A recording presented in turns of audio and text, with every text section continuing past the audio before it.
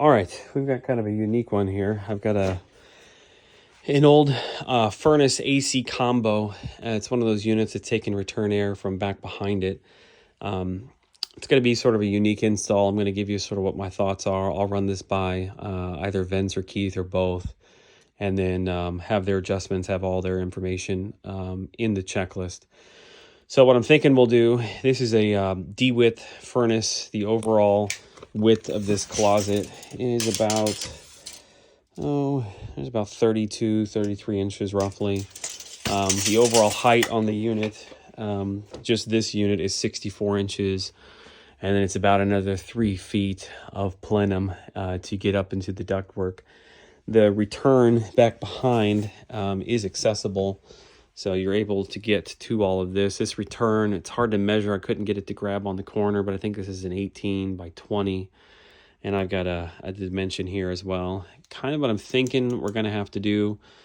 We're not going to be able to turn the furnace, obviously, without taking this whole wall out. But what we could do is pull all the equipment out, have the return drop coming down, and build a base similar to what we do for air handlers.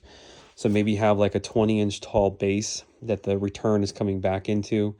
Then between the base, we can side mount a filter housing, and then put the furnace up on top of that because we got plenty of height. This little header could come out if for some reason you needed the extra height to play with.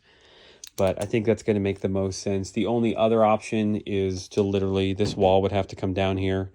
That way we could turn everything. And even that comes with challenges because now you're trying to wrap around all the exhaust lines back behind the unit. Some of this sheet metal I'll be able to give you dimensions on. Some of it I really am not going to know, like that return in the back, until we pull everything out. So this is probably going to end up being like a day and a half. We'll have to get some measurements once we get stuff tore out and maybe send those back to the warehouse. A couple other things I'll point out. Line sets are all coming in.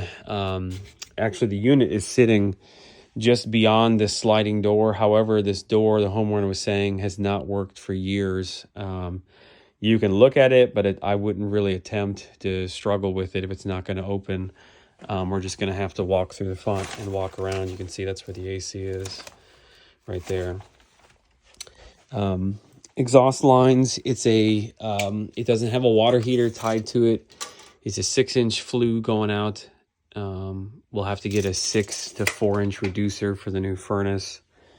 Water lines are all draining back behind the unit. There's a utility room with a washing machine just on the other side of that closet, which you can walk around and get to. Gas lines here on the left as well. We'll have to get new shutoffs down in there.